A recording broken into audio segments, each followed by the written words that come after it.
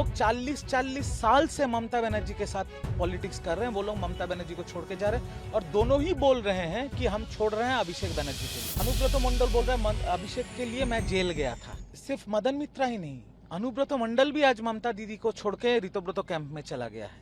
जो लोग 40 साल से ममता बनर्जी के साथ पॉलिटिक्स कर रहे हैं, वो लोग ममता बनर्जी को छोड़ के जा रहे हैं और दोनों ही बोल रहे हैं कि हम छोड़ रहे हैं अभिषेक बनर्जी के लिए। मदन मित्रा अभिषेक बनर्जी को हिटलर बोल रहे हैं, अनुब्रत मंडल बोल रहे हैं अभिषेक के लिए मैं जेल गया था। तो अभी सवाल इसी पे खड़ा होता है कि ममता दीदी को तो चॉइस करना पड़ेगा। मदन मित्रा जी ने बोला, हमने सबने बोला था अभिषेक को हटाओ, हम आपके साथ हैं। ममता दीदी अभिषेक को सचिन तेंदुलकर समझ रहे हैं, बट है वो पाड़ा का पोल्टू। अब ममता दीदी को कौन समझाने जाएगा? पोल्टू से नहीं हो पाएगा।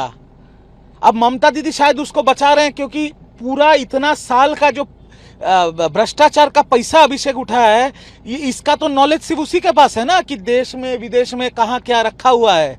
तो शायद इसीलिए आज तो ममता दीदी पार्टी के बारे में नहीं सोच रही है। आज तृणमूल रहे ना रहे, तृणमूल भाड़ में जाए, अभिषेक सुरक्षित रहना चाहिए। आज अभिषेक बनर्जी को जो पुलिस प्रोटेक्शन मिला हर एमपी को मिलता है, क्यों ऐसा वीआईपी प्रिविलेज मिल रहा है? यहां सवाल यहां पर हो रहा है। कोई नहीं रहेगा कालीघाट तृणमूल में, कोई नहीं रहेगा दीदी के साथ। मदन मित्रों अनुब्रत मंडल जब छोड़ सकता है, बाकी जो 2-3 हैं वो भी कुछ दिनों में इधर उधर चले जाएंगे। 21 जुलाई होने वाली 21 जुलाई की सभा टीएमसी के लिए हमेशा से ही बहुत इंपॉर्टेंट रहती है। इस बार लेकिन देखा जा रहा है कि टीएमसी के 2 गुट अलग अलग जगहों पर 21 जुलाई की स्मरण सभा या शहीद दिवस कुछ भी बोलिए मना रहे हैं। रितु का कहना यह है कि मंच पे कोई भी सेलिब्रिटी नहीं रहेगा, नाच गाना नहीं होगा। ममता बनर्जी का कहना है कि मैं जो टीएमसी हूँ उन्हें कार्यक्रम करने नहीं दिया जाता, रैली नहीं करने दी जाती। अल्टीमेटली कोर्ट जाना पड़ा उन्हें और बिरला प्लेनेटोरियम के पास में उन्हें जगह दी गई। पहले मुझे आप एक चीज बताइए कि सही 21 जुलाई कितने शहीद दिवस हो रहे हैं कलकत्ता में? कांग्रेस कर रहा है, ममता बनर्जी कर रही है, ऋतुव्रत तृणमूल कांग्रेस कर रहा है, एनसीपीआई भी करेगा बोल रहा है। अब तो सिर्फ लेफ्ट बाकी है जिन्होंने गोली चलाया था, वो भी एक कर ले। तो शहीद दिवस का तो एक मजाक बना के रख दिया है सब पार्टियों ने। पहला बात ये। दूसरा बात यह है कि चलो इस बार कम से कम पहली बार शहीदों का किस्मत अच्छा है कि शहीद दिवस मनाया जाएगा, शहीदों को प्रणाम किया जाएगा, शहीदों को याद किया जाएगा। क्योंकि इतने दिन शहीद दिवस के नाम में सिर्फ तृणमूल कांग्रेस अपना शक्ति दिखाती थी। शहीद दिवस के नाम पे भाषणबाजी होता था। शहीद दिवस के नाम पे हम भी पिछले 2 साल शहीद दिवस के उस स्टेज पे थे। शहीद परिवार जो शहीद हुए उनका परिवार पीछे बैठता था। ये सीरियल करने वाले और ये नाचना गाना करने वाले लोग सामने बैठते थे और इनको सराहा जाता था ममता दीदी, तृणमूल कांग्रेस और अभिषेक बनर्जी के वजह से, और शहीद परिवार पीछे बैठते थे। तो कम से कम इस बार शहीदों का किस्मत अच्छा है कि परिवर्तन होने के बाद शहीदों को सम्मान मिलेगा, जो सम्मान उनको मिलना चाहिए, उनको याद किया जाएगा, उनको प्रणाम करेंगे हर कोई। जितने भी लीडर ममता कैंप से इस साइड में आए हैं रितु के पास में, सबका एक ही कहना है कि जो राइट टू स्पीच, खुल के बात करना, अपनी चीजों को रखना, ये जो तरीका था ये हमें फ्रीडम वहाँ नहीं मिलता था।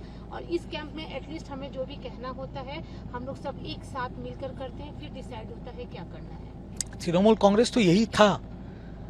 अभिषेक बनर्जी तृणमूल कांग्रेस में आने से पहले तो यही था। आज आपके एएनआई पे 9 मई को रिजू दत्ता ने यह बात बोला था। पहली बार भारत में किसी ने यह बात बोला था। उसके बाद तो सारे सांसद, सारे विधायक यही बात बोल रहे हैं। आज मदन दा, केस्टो मंडल, इन लोगों के जैसे बड़े नेता को छोड़ दीजिए। मैं अभिषेक बनर्जी से पहले से पार्टी कर रहा हूं। अभिषेक बनर्जी आने से पहले से मैं तृणमूल कांग्रेस कर रहा हूं। भले ही एकदम छोटे स्तर के कार्यकर्ता थे, बट अभिषेक बनर्जी से पहले तृणमूल कांग्रेस करते हैं। तृणमूल कांग्रेस का कोई आइडियोलॉजी नहीं है। तृणमूल कांग्रेस एक व्यक्ति केंद्रित पार्टी है जिस व्यक्ति का नाम है ममता बनर्जी। तृणमूल के बड़े से मजले से छोटे नेता तक यह पार्टी किया है सिर्फ और सिर्फ ममता बनर्जी को देख के। ममता बनर्जी अभिषेक बनर्जी के स्नेह में आंखों में पट्टी लगा लिया, पूरा पार्टी उनके हाथ में चला गया। वो हिटलरी शासन चलाते रहे और जिम्मेदारी से आईपैक को साथ में लेके पूरा पार्टी को उन्होंने बेच दिया। आज जो हो रहा है ये अभिषेक बनर्जी की वजह से ही हो रहा है। ये तो मैंने पहली बार बोला था।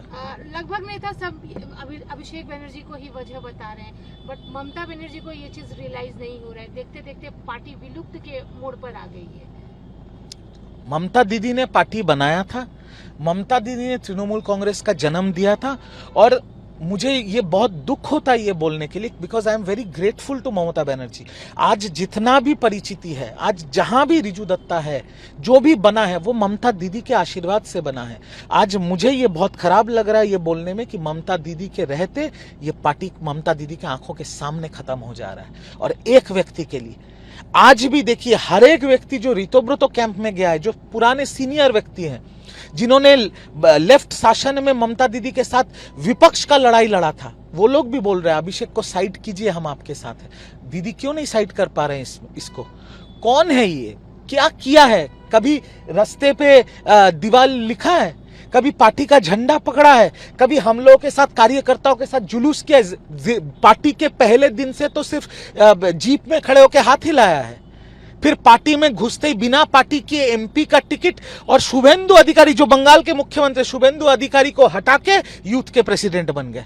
बताइए, आज शुभेंदु अधिकारी मुख्यमंत्री है और इनको कभी कोर्ट, कभी सीबीआई, कभी ईडी, कभी सीआईडी ये करना पड़ रहा है। कोर्ट के भारी फटकार के बाद आखिरकार आज वो निकले और उन्होंने अपनी आवाज का टेस्टिंग करवाया। मैं तो ये जानना चाहता हूं, आवाज का टेस्टिंग करवाया कैसे? गाना गाया कि डीजे जो डायलॉग दिया था डीजे वाला वो जाके बोले? और सबसे बड़ा सवाल ये कि इतने दिन गए क्यों नहीं? मैं तो इस बात से हैरान हूं कि जो व्यक्ति ये बात बोला था, और इसी डीजे वाले केस में मेरे को सीआईडी ने बुलाया था विटनेस के तौर पे, मैंने जाके बाकायदा वीडियो रिकॉर्डिंग के सामने मैंने सीआईडी को अपना बात रखा। मैं तो उस दिन भी सीआईडी को बोला, जब मुझे पूछा गया था, मैं हर सवाल नहीं बोल सकता कि अभिषेक बनर्जी क्यों नहीं आ रहे। मेरा सवाल तो यही था कि जो बात उसी व्यक्ति ने कहा है, सार्वजनिक मंच से कहा है, मीडिया के सामने कहा है, जो पार्टी का ऑफिशियल सोशल मीडिया हैंडल से जिसका प्रचार हुआ है, तो वे व्यक्ति क्यों नहीं जाके अपना वॉइस सैंपल दे रहे हैं?